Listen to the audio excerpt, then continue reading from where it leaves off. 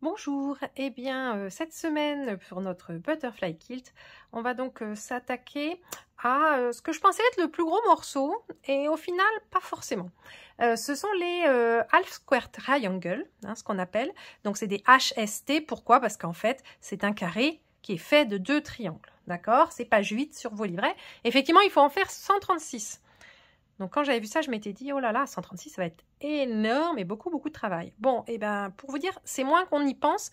Pourquoi? Parce qu'en fait, ils sont tous identiques. Donc en fait, on va couper les mêmes pièces dans tous les tissus.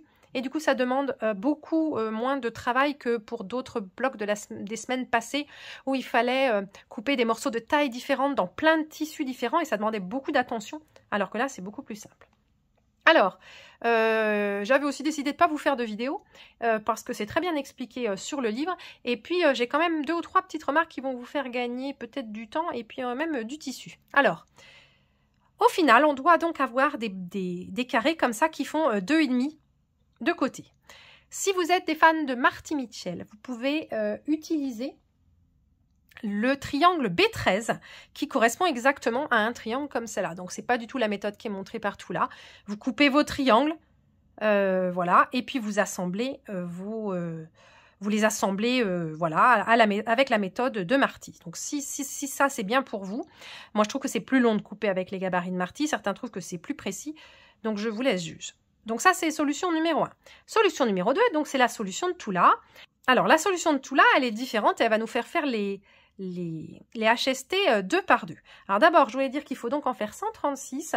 Moi, j'ai considéré que ça faisait à peu près 4 dans chaque tissu, hein, pour pas m'embêter. Ce qui fait un peu plus, hein, parce que si on compte les 36 tissus que moi j'ai mis, qu'il y avait dans les kits, du coup ça fait 144. Je me suis dit tant pis, ça en fait un peu plus, ce sera plus facile quand au final il va falloir les placer. Ça me donnera un petit peu plus de choix. Donc à voir au niveau de la quantité, mais voilà, moi j'ai coupé donc 2 carrés dans chacun de mes tissus colorés. Donc le principe, donc on prend 2 carrés, sur un des deux, moi sur le plus clair, on trace la diagonale, on les superpose, on va coudre comme ici, hop, à 1/4 d'inch des 2 côtés de la ligne. Ensuite, on coupe au milieu, on ouvre la couture. Et ensuite, on va ici recouper notre carré, l'équerrer pour qu'il fasse exactement 2,5 par 2,5. Et c'est là l'astuce de Tula. Et c'est vrai que cette méthode-là, si on la fait avec des carrés juste pour donner la bonne taille, eh ben, il y a toujours un petit peu de jeu. Et là, la technique qu'elle montre est peut-être un peu plus laborieuse parce qu'effectivement, on va recouper ensuite maintenant nos carrés, on va les équerrer. Mais du coup, on est sûr d'avoir vraiment des carrés qui sont parfaits. Et qui font vraiment 2,5 par 2,5 et qui ont des angles, vous voyez, qui sont nickel. Alors là où je vais un tout petit peu diverger de tout là, c'est qu'elle vous dit de couper des carrés de 3,5, de 3,5 inch, voilà. Et donc, c'est ce que j'ai fait ici. Ou d'ailleurs, je me suis trompée, vous voyez, j'ai cousu sur le trait. Je sais pas, il y a un trait, moi je couds dessus. Bon, donc, mais voyez la taille des carrés. On va le mettre ici pour pas moins vous tromper avec la couture. Voilà. Sauf qu'après, quand on a fait ça, après, quand on va les recouper, en fait, il y a beaucoup de pertes. Et je pense que c'est pas, pour moi, c'est pas utile, dans le sens où, effectivement, on a besoin de recouper parce qu'on n'est pas hyper précis, mais on n'est pas en général, sur une pièce comme ça, on n'a pas 6 à 8 mm d'erreur. On a 1 ou 2 mm. Donc, moi, ce que j'ai fait, donc au lieu de couper des carrés de 3,5, j'ai coupé des carrés de 3 inches. C'est cette taille-là. Donc, hop, je vous ai montré tout le processus. Et maintenant, si vous regardez ici mon carré, voilà, il est juste un tout petit peu plus grand que 2,5. Donc, je vais le rééclairer, mais je vais avoir beaucoup moins de pertes que si j'avais coupé des carrés de 3,5. Donc, j'espère que c'est clair pour vous. Et donc, maintenant, avec ici, je vais me mettre, je mets en fait mon 2,5 ici pile poil, hop, à l'angle. Voilà.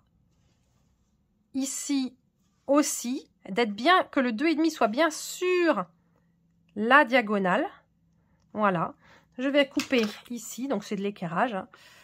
C'est la technique d'équerrage standard.